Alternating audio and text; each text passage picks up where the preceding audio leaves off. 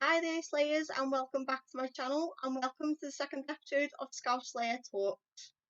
Before I get into it, if you like what you see on the video, please give me a like down below. And if you're new to the channel, please subscribe.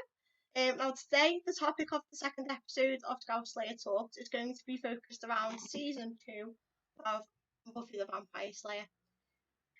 So if that sounds like something that you're interested in, please stay tuned. While I was looking through the episodes, I noticed there was only like a few episodes that I didn't like in comparison, where season 4 there was a lot more of the 22 episodes that I really didn't like. Okay, so let's get into it, guys. Okay, so my favourite episode. Okay, you're probably gonna guess this now because it's the first time we ever see Spike is school hard. It just gives such a solid introduction to the character. It shows his a bit of a connection with Angel. And considering that James Masters and the character Spike was only supposed to be in the season for a couple of episodes and then killed off, and because of how James Masters portrayed the character Spike, Joss Whedon decided to keep him on as a recurring role and then eventually as a main cast member as well. So that goes to show how well James Masters acts and how much impact the character Spike's had on the show. Now, there's another couple of episodes as well, like I said before. There's quite a few episodes in season 2 that really are really well. One of them is Passions. Obviously, it's a heart-wrenching episode, especially if you're a Giles fan, because Jenny gets killed. Sorry guys if any of you are watching and you've not seen it. Another episode that I liked was actually a two-parter, and that's What's My Line Part 1 and Part 2. That's the introduction to Kendra, who was supposed to be the replacement Slayer for Buffy when she died at the end of season 1. It goes to show the contrast between Buffy and Kendra, the styles. At first they didn't really mix very well, and by the end of it they worked together to help get Angel, and you could see Kendra's hesitance at Buffy being not sort of involved with a vampire, but yeah, being involved, equated with a vampire, even though she does help in the end.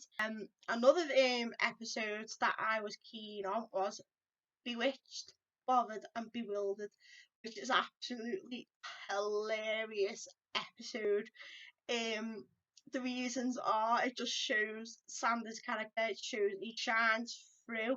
It's hilarious where he's trying to just get Cordelia to love him, and he ends up doing a spell and with Amy, and it goes wrong, and it's every other woman in the Sunnydale ends up loving him, and it doesn't work on Cordelia, so he doesn't know why it doesn't work on Cordelia, but obviously this is going to be because she's already in love with him. The other episodes that are on the top card are Becoming Part 1 and 2. They're the season finales for this. And obviously I like them for a couple of reasons. One, finally Angel gets defeated and he gets killed. Woo! Sorry, Angel fans. Even though I'm not gonna lie, when he dies, because of the music, I cried. I cry every single time that music gets me. It really does. And then Joyce finally finds out about Buffy being the Slayer. Now, this is something I'm going to come on to bit in a minute about Joyce. Like I said in episode 1 of Scouse Slayer Talks, that there was a bit of a theme with Joyce between in season 1 and season 2, which luckily gets resolved a little bit in season 3, and then it's completely gone in season 4 and 5. Another reason why I liked Becoming Part 1 and Part 2 is because we see that Buffy needs help. Spike, he's getting annoyed with Angelus because he's stepping his toes in his relationship with Drusilla. So he decides, I know, I'll make a truce with the Slayer, I'll help her. If she guarantees me this, I'll do this. But then a bit of a cheeky backstab where he just picks Drusilla up at the end of the fight and goes, oh, he's gonna kill her, and walked off. Which is kind of typical, like, of early day Spike. But that's another reason why I like it, because it goes to show early on that Spike had that connection with Buffy. Now, I don't know whether you guys have already seen this. Might have seen this interview from James Masters. He basically says that he kind of wanted to have an undertone of sexual tension towards Buffy when he's first stalking her out in the Bronze in School Hard, and he didn't tell the producers that. He did it on purpose. He did it on the secret. I think it pays off so well down the line when you get to season 5. It pays off so much. Even in season 4, when you've got something blue as well. Season 2 is jam packed full of good episodes, but there are a couple of episodes that I really didn't like. One of them being Bad Eggs. I felt like even though it was focusing on Buffy and Angel's relationship, and then you had Xander and Cordelia's relationship where it was secret because Cordelia didn't want any of the popular girls to know that she was dating a non-popular boy. I feel like it was very filler. It's just I don't know, I can't engage with that episode. It's just so hard. Again, so hard. So Ted is the other episode as well. Even though parts of it are good, the storyline where Joyce is getting a new boyfriend, she's getting out there, and Buffy seems a bit like, we later find out that there's reasons why. I feel like, because of personal reasons, it's just a bit, not too close to home, but like, how can I put it? Character Ted was creepy. I can understand that he was supposed to be played that way, if that makes sense. But I just, again, it's filler episode as well. There's a couple of more episodes I want to mention. The first being the premiere of season 2, which was When She Was Bad, which showcases how Buffy's trying to put a face on, a show on for everybody, making out that she's okay after she got killed by the Master. Then she got brought back and then she killed the Master. It showcases how she's not okay and how she hasn't really dealt with that. And also we've got the sideline where the Order of Aurelius is trying to bring back the Master with the bones of the Master and the blood of the people who were there when he got killed. Which is interesting. It was such a really good season beginning, to be honest. And the other 2 episodes I want to mention are Surprise and Innocence. They both go hand in hand together. The 2-parter. It's basically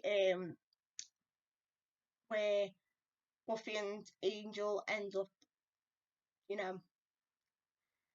courting properly the adult way. I want to keep it PG for children. Again, uses anyone who's watching who's not watched the show before. And then in Innocent, he's basically lost his soul, and Buffy doesn't understand why.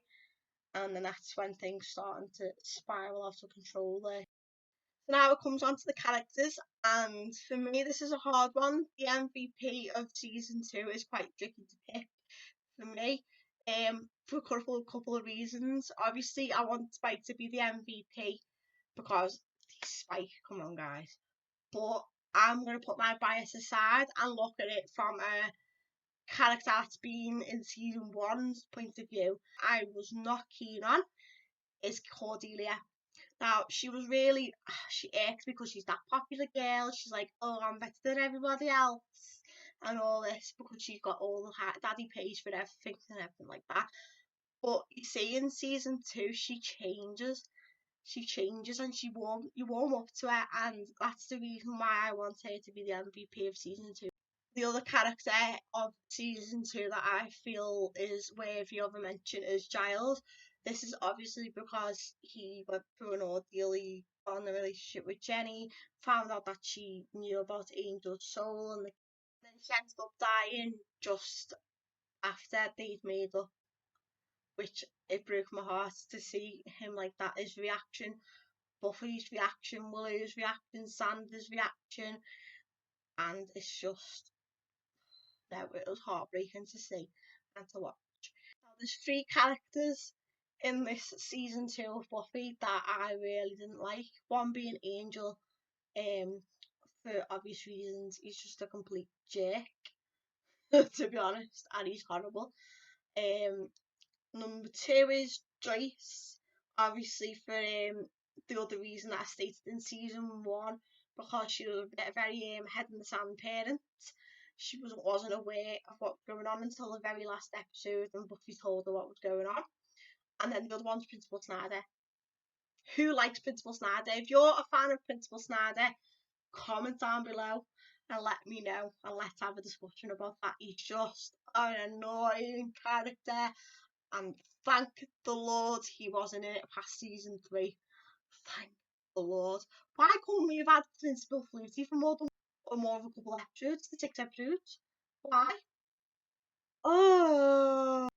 Now, I know last episode of Scouse Slayer Talks I said that I would discuss things I'd like to change and stuff like that, but for season 2 I've come to a realisation that there really isn't much that I'd like to change at this point in time or would have happened, and that's because I just think it's perfect as it is. But again, when I come to my rewatch, it might change my mind.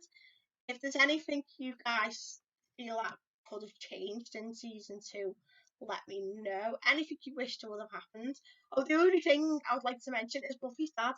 For a birthday, he was supposed to be going ice skating with her, and he doesn't turn up. Typical father role who's just not there. But that just takes the biscuit, doesn't it, really, Slayers? That brings the second episode of Scouse Slayer Talks to an end. I just want to take this time to thank all the people that have subscribed so far, that have watched so far. This is just about me sharing my passion with you guys and building that community up. I know there's a big community out there still, but there is a lot of younger generation that are out there who haven't seen season Buffy at all. My end goal for this series is to get people passionate about Buffy the Vampire Slayer, to get new fans into it, to keep the fandom going and building it up. Okay, so I'm going to bring the episodes to an end. I'd like you all to stay safe, keep well in the current circumstances. I'm here for everybody, okay? And I will see you on episode 3 of Scouse Slayer Talks. Bye, guys.